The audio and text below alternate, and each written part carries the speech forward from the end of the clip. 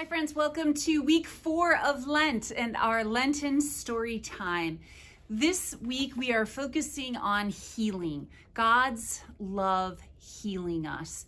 And specifically, we're talking about God's peace, the peace of Christ healing us.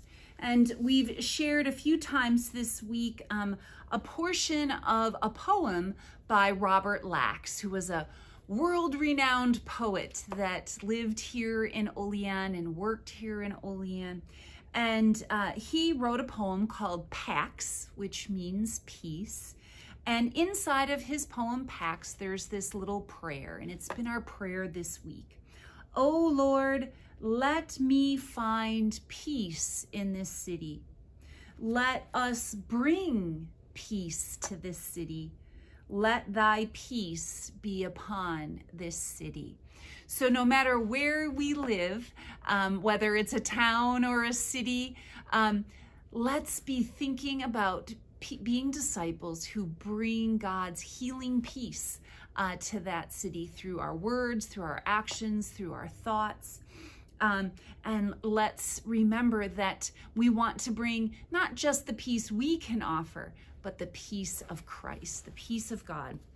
I have this wonderful, peaceful story about a little girl using her imagination to float all around, all over her city at night. It's called The Night Flight. It's by Joanne Ryder, and it's illustrated by Amy Schwartz. And I like to think in this peaceful book about her bringing the peace of God to all the people she's floating over in her city.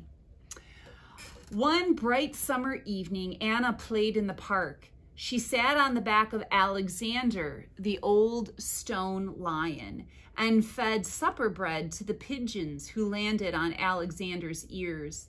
She dipped the long, thin crusts into the pond, waiting while the goldfish swam closer and closer until she saw the park lamps glowing and knew it was time to go home.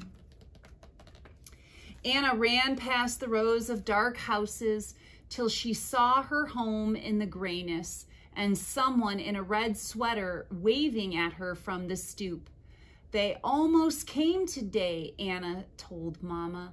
The fish almost took the bread from my hand.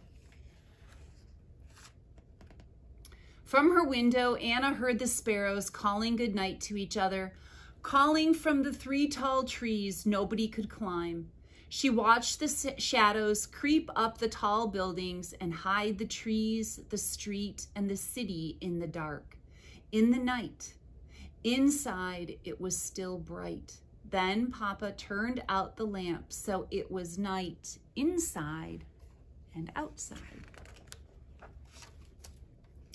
Downstairs, the musicians began to play a smooth, sweet night song that drifted into Anna's room. Someone upstairs heard it too and began to dance. In the dark, Anna listened to the dance on her ceiling till she closed her eyes and dreamed of night, of flying through the open window into the night outside. Ooh, Anna sighed, floating down past the windows, down past her sleeping house, till her toes touched the cool, hard sidewalk. Up, she thought, and she spread her arms, flying higher and higher, till she glided like a wild night bird over the quiet, empty streets. How easy, she cried, how easy it is to fly. The air tickled her arms and face, and the leaves of the 3 tall trees tickled her toes. All by herself, Anna flew through the night between the stars and the city. She soared over the wide, flat rooftops where pigeons sat resting in rows, nodding and winking at her. Come, she called, and up flew the tipplers and the tumblers. Up flew the fast flying homers till the sky was full of pigeons racing in fast, fast circles. Then Anna shouted, "Follow me." And she led the flock, swooping and gliding behind her to the park and the pond. Anna dipped low over the water, looking down at the goldfish who looked up at her. "I'm thirsty," said Anna. "Flying makes me thirsty." So she stopped for a long, cool drink. A black-tailed fish swam near and said, "Swimming makes me hungry." "Ooh," sighed Anna, "and I have no bread."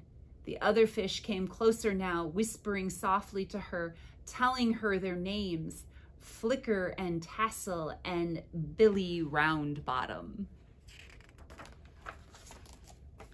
Suddenly, the pigeons stopped drinking and flew up into the blue-black sky. "Goodbye," called the fish as they swam to the bottom of the pond. "Something's frightened them," thought Anna, but it wasn't me. There was no one in the park now, no one sitting on the benches, no one jogging around the pond. Along the paths, the park lamps made small circles of light. Anna stood in one of the circles and looked out into the blackness beyond. She felt something stir behind her, and she turned to see what had chased everyone away. It was Alexander, real and wild, running down the path toward her. "Hello, Anna," said the lion. Anna ran to meet him. Anna threw her arms around his large, fluffy head. Alexander was the statue of a lion in the park at the beginning of the story. And just like Anna's flying with her imagination, Alexander has come alive through imagination. "Climb up," said Alexander, and they rode together past things that rustled in the bushes. "Crocodiles," Anna whispered. "Lift up your feet," said the lion. The trees grew thick, and they rode under creatures that sighed from the branches and snatched at Anna's hair. "Monkeys," called Alexander. "Duck, Anna." At the end of the trees, they rode through the grass taller than they. "Is this all in the park?" Anna asked. "Yes," said the lion, "when you're with me." And he took her where the water tumbled down and down and down. "This is my secret place," said the lion, and he began to roar and roar. But all Anna could hear was the waterfall's voice roaring louder. "Now, now, now, now, now." "Now," whispered the lion in her ear, "it's time to go now." They rode back faster and faster until Anna let go and leaped into the air. "Look, Alexander," she cried, and the lion watched her fly up toward the stars and the moon. "Day, day, day," shouted the sun, leaping through the windows, catching Anna asleep and waking her. "I flew," she whispered. "I really flew." And she sat in bed, remembering how it felt to fly, remembering a sky full of pigeons and a lion roaring by a waterfall. Then in came Mama with a good morning hug and a good morning kiss and a piggyback ride all the way to breakfast. And after breakfast, Anna ran to the park, through the people and the pigeons, past the old stone lion sleeping quietly, to the wide, bright pond. And when she called their names, the goldfish came and nibbled the crusts right from her hand. We are praying for peace this week, friends. I am praying that you experience the peace of Jesus. I am praying that we all pray for everyone in our city to experience the peace of Christ. All right, you are loved. Bye-bye.